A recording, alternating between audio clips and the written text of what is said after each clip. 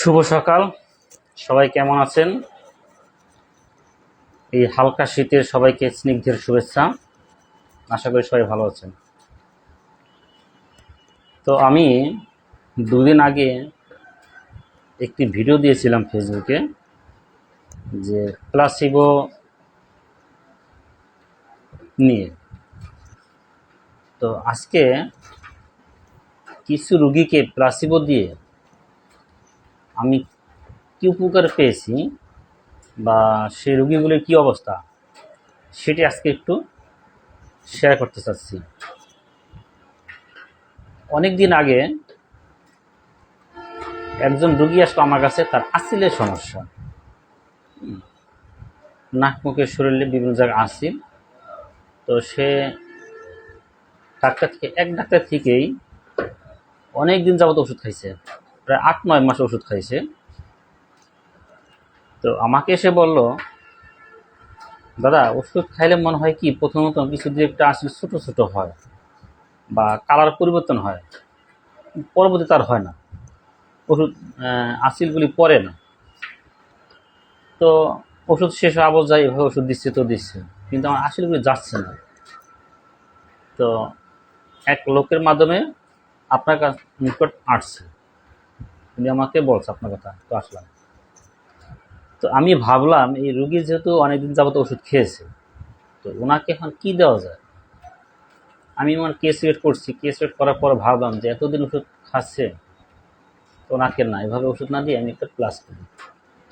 তো আমার যে চিন্তা সেই কাজ, আমি ওনাকে 1 মাসের প্লাসিবো দিয়ে দিলাম।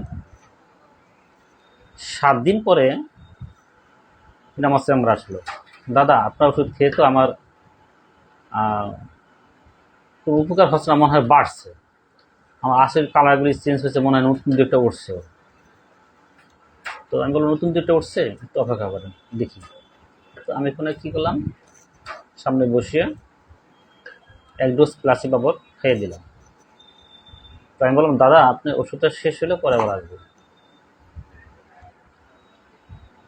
এই কথা বলে পাঠিয়ে দিলাম, চলে গেল। তো চলে যাওয়ার পরে অনেক দিন যাবৎ কোনো সাক্ষাৎ নাই, আমিও ভুলে গেছি, অন্য ব্যাপারে ভুলেছিল না। প্রায় 3-4 মাস পর আসছে। তো আমি প্রশ্ন করলাম কী অবস্থা আপনার? কথা আমি তো ভালো, আমার তো আসিল চলে গেছে, কীভাবে কী হলো?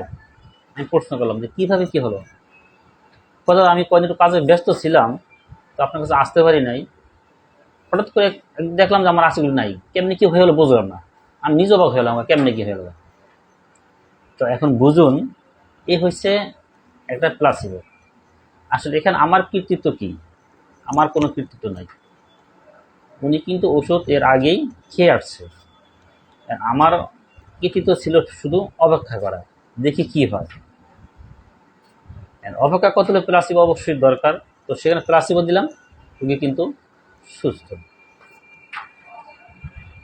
এরপর আরও একটা রুগী, ওনার কানের সমস্যা। কানের সমস্যা বলতে কানের নিচে একটা গ্ল্যান্ডের মতো ফুলে উঠছে, ব্যথা হয়। তো উনিও এটার জন্য তারা অনেক জায়গায় ওষুধ খেয়েছে, অনেক ডাক্তার থেকে, হয়তো আমার এটা যায় না, খাইলে একটু ব্যথা কমে কিন্তু সে গ্ল্যান্ড ওভাবে আছে। তো আমি সেম কাজ করলাম, ওই রোগীকে 1 মাসের প্লাসিবো দিলাম। তো উনি সেই 1 মাস পর আবার চলে আসলো, আসার পর বললাম কী অবস্থা আপনার? কথা আমি তো ভালো আছি, আর ব্যথা নাই, 1 মাস আর ব্যথা আসে নাই, আমি খুব ভালো আছি, আর এটা মনে হয় অনেকটাই ছোট হয়ে আসছে, মনে মিলে যাবে। তো আমি আবার প্লাসিবো, রুগী কিন্তু সুস্থ। এরপর একটা ছিল চর্মরোগের রুগী, সেম, উনি অনেক জায়গা থেকে ওষুধ খাইছে। ওনার মন্তব্য একটাই, কয় আমি অনেক ওষুধ খাই, ওষুধ খাইলে মনে হয় কমে, ট্রিটমেন্টে কমে, কমে আসে, কিন্তু আবার যেন বেড়ে যায়। আমি ডাক্তার কাছে গেলে আবার ওষুধ দেয়, এভাবে চলতেছিল। তো লাস্ট টাইম ওনাকে কী করলাম, জাস্ট আমার ধৈর্য পরীক্ষার জন্য আমি ওনাকে প্লাসিবো দিলাম, অথচ সেই প্লাসিবোতে এই রোগী কিন্তু সুস্থ। তো আমার ফ্রেন্ড লিস্টে যেই নতুন ডাক্তারগণ আছেন, তাদের কাছে একটি অনুরোধ, প্লাসিবো সাথে ধৈর্য, এই দুটো যে যত নিতে পারবেন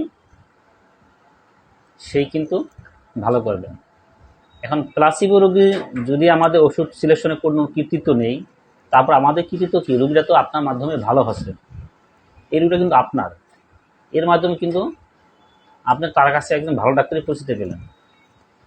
তো আমাদের উদ্দেশ্য কি, একজন রোগী সুস্থ হওয়া, যেভাবে সুস্থ হোক, আমাদের কাছে আসে আরোগ্যের জন্য, আমাদের কাছে আরোগ্য হয়েছে, এটা তো আমাদের প্রাপ্তি।